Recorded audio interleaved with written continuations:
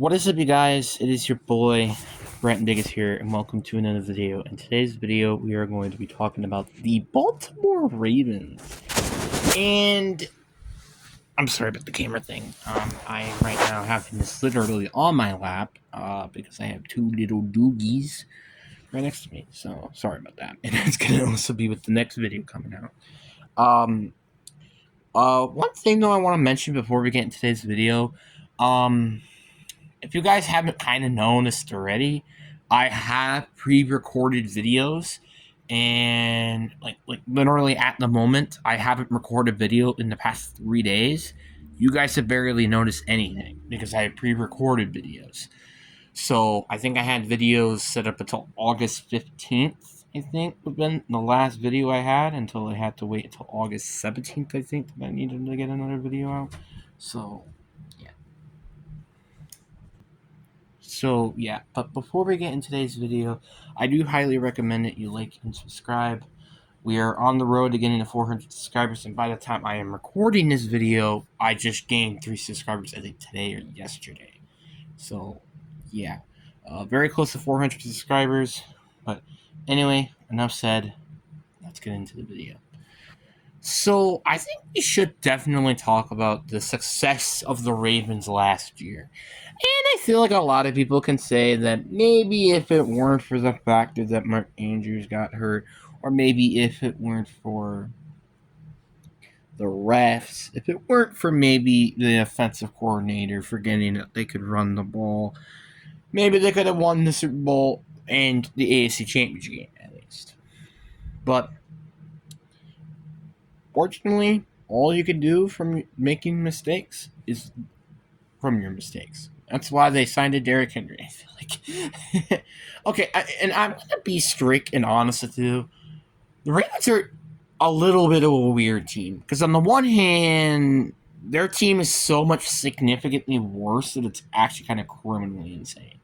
But on the other hand, they also have Derrick Henry. So, and we were all dreaming of Derrick Henry and Lamar Jackson duo because, well, you have basically the best running back and the best running quarterback in the league. So why not? Now I'm specifically saying running backs, not just specifically running backs. What I mean by specifically running backs, like Christian McCaffrey, right? He's the best running back in the league. When I mean the best running back, I mean specifically who's the best rushing yard running back. That would be Derrick Henry. So just throwing that out there. So yeah, and not gonna lie, comparing this team to the Niners, I think it's kind of an interesting thought. Like, okay, so let's obviously compare quarterbacks. I think Lamar is easily better by a landslide. I don't even think that's even a question.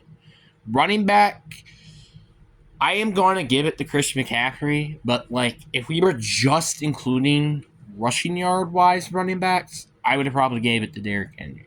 Wide receiver, I would also be giving it to the Niners. Ravens, and this might be a bit controversial, but I'm actually going to give it to Mark Andrews here. The reason why I give it to Andrews is because wide receivers, he has basically been the only good receiver for, well, Lamar Jackson, basically almost his entire career, because the only other receiver he's had which is good is Hollywood Brown, and he only had one good year there, which was over 1,000 yards. So yeah, you can't really say that you can't deny that. O-line, I think I would also give this to Baltimore. I think if healthy, the Baltimore is a very good offensive line in my opinion. Defensive line, I'm also going to give this to the Ravens. I like their D-line. Their D-line is pretty nice and solid. I'm also including edge rushers here because, well, because I kind of consider that D-line. And I kind of like their edge rushing group. You know, David Ojabo has potential. We still haven't seen him yet. Justin Badabike, who is easily, I feel like, one of the maybe more underrated players heading into the season. And again, you also got Tyson Jones. So, yeah. Linebackers, this is actually surprisingly a bit of a tricky one to pick because, again, you also got to think that Roquan Smith probably may be the best linebackers in here. But you got to give it to the Niners, let's face it. And DBs, specifically corner. Wait. Hold on a minute. So quarterback, running back, wide receiver, tight end, O-line. I give the Ravens defensive line, linebackers.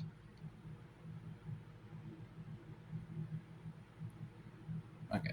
So DBs, I'm gonna give it to the Niners. Do I give it to the Niners? Or corners? We'll do corners. I think Niners get the corners. I think Ravens get the safeties though. So the Ravens are an overall better team. Now, obviously, you gotta point out the key factors here. Christian McCaffrey is easily the better running back. The Niners receiving core is significantly better. The tight end position is a smidge worser. The O-line is kind of the same thing, a smidge worser. So you kind of can get the point. The point is, Ravens are kind of not like a complete powerhouse, but they are a very good team either way. And obviously, let's also compare every team, I guess, in the AFC. I do think they are better than every team in the West. I think they're better than every team in the North. I think they're better than any team in the South. And I think they're also better than any team in the East.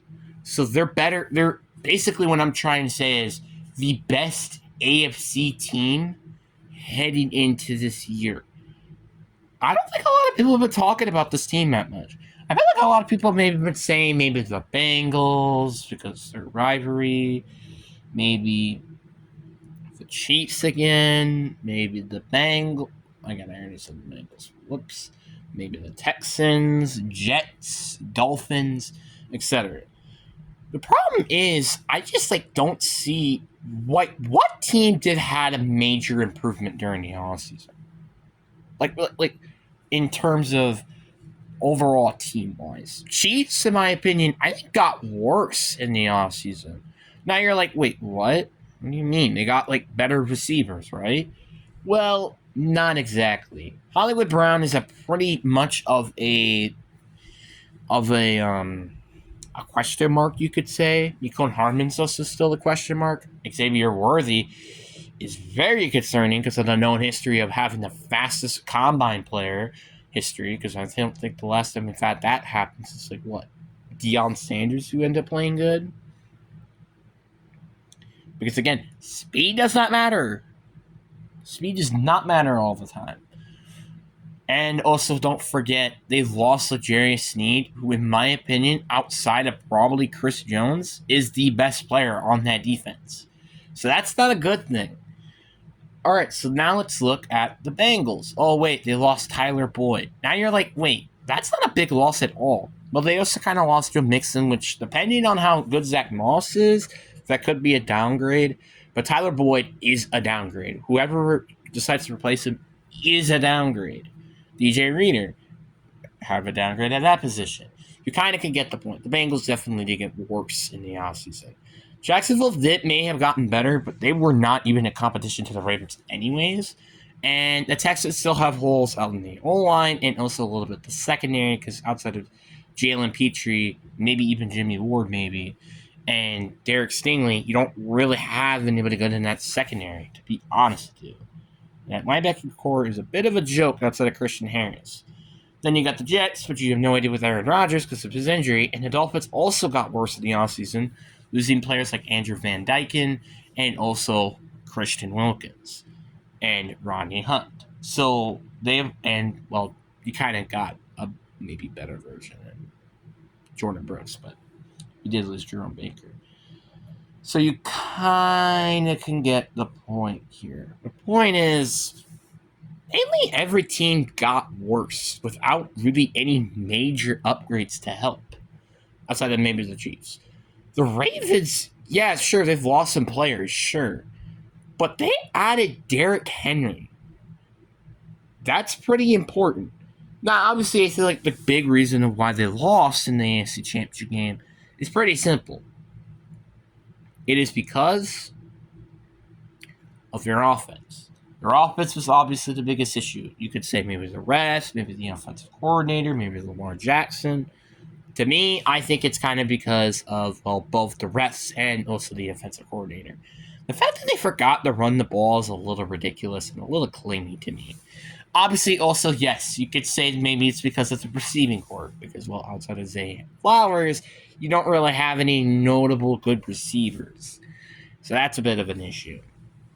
But, again, Lamar Jackson, he is just so, I wouldn't say obviously best quarterback in the league, obviously, but he's arguably, I think, one of the best quarterbacks in the league, and honestly, not going to lie with you, in the 20th decade.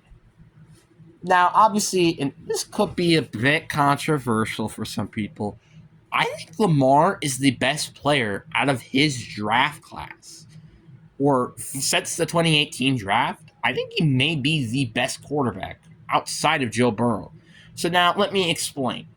What does this mean? Patrick Mahomes was in the 2017 draft class, so you can't include him. Joe Burrow is the only competition. Now, let's just name quarterbacks in the top of my head that were in these past draft classes. So, started with 2018. You had Baker Mayfield and Josh Allen, just any quarterback that might compete him in the top of my head. Kyler Murray was in the only quarterback that could really honestly have any competition with Lamar in the 2019 draft. 2020, you got Justin Herbert, Jordan Love, Tua, and then Justin Herbert. Didn't I mention him? And Jalen Hurts, I guess. 2021, you had Trevor Lawrence, Justin Fields. But again, that's kind of about it in terms of actual quarterbacks who actually might have a chance to compete with Lamar. 2022, obviously Brock Purdy. 2023, CJ Stroud. And 2024, well, nobody, because, well, you haven't really seen it. But now, it might be a bit controversial, but I can honestly say, maybe in the doubt of my mind, that Lamar Jackson is the third best quarterback in the league. Now, I know I've been kind of emphasizing Lamar here a little bit, but I'm kind of not kidding though how good he is. Now, third quarterback. I mean, specifically behind Joe Burrow and Patrick Mahomes. Two players have at least made it to a Super Bowl. What has Lamar Jackson done? Simple. He has won 2 playoff games. That is about it. He's won 2 MVPs. More than, I think he's tied with Patrick Mahomes, at least in MVP voting, in terms of how many MVPs he's had. Which is kind of ridiculous when you think about it. So basically, I almost kind of consider maybe Lamar the Drew Brees-ish. Or it was like a good rivalry with Tom Brady, but in the same conference. I guess Peyton Manning, maybe? I don't know. Like, a quarterback who is basically the same level, but has not really won a ton of Super Bowls. Yeah, I guess Peyton Manning can fit the bill, right? I said Peyton Manning fits the bill pretty well. So, yeah. Now, again, let's go compare him to every quarterback in the league. I don't think any quarterback in the NFC can beat him. I don't think really anybody can. Patrick Mahomes, like I said, is the only quarterback I think in the West that can beat him, and same thing with Joe Burrow. The rest of the quarterbacks I don't think can personally beat him. And the one key aspect to this is his mobility. Now, I would say maybe outside of Jalen Hurts, I would say he's the most mobile quarterback. But to me, I think he's arguably also a pretty good thrower, unlike kind of Jalen Hurts. So that's something to mention. Now, obviously, some people may be controversial to say, oh, Josh Allen's better. Oh, Jalen Hurts is better. Oh, Justin Herbert is better. What do all these quarterbacks have in common? It is one key aspect: consistency. Jalen Hurts has not consistently been a good quarterback. Justin Herbert hasn't been a consistent playoff quarterback. And who was the last quarterback I threw in there? Josh Allen? Oh, yeah, I forgot. He hasn't made it to the AFC Championship yet. And also been consistently losing to the Chiefs. Did I forget to mention that Lamar did end up actually beating the Chiefs once? Did I forget to mention that? Maybe some people probably forgot. Yeah. So, yeah, essentially, I'm trying to say is Lamar, I think, is easily a very consistent quarterback. Obviously, I think the two in front of him have been much, much more consistent than Joe Burrow and Patrick Mahomes.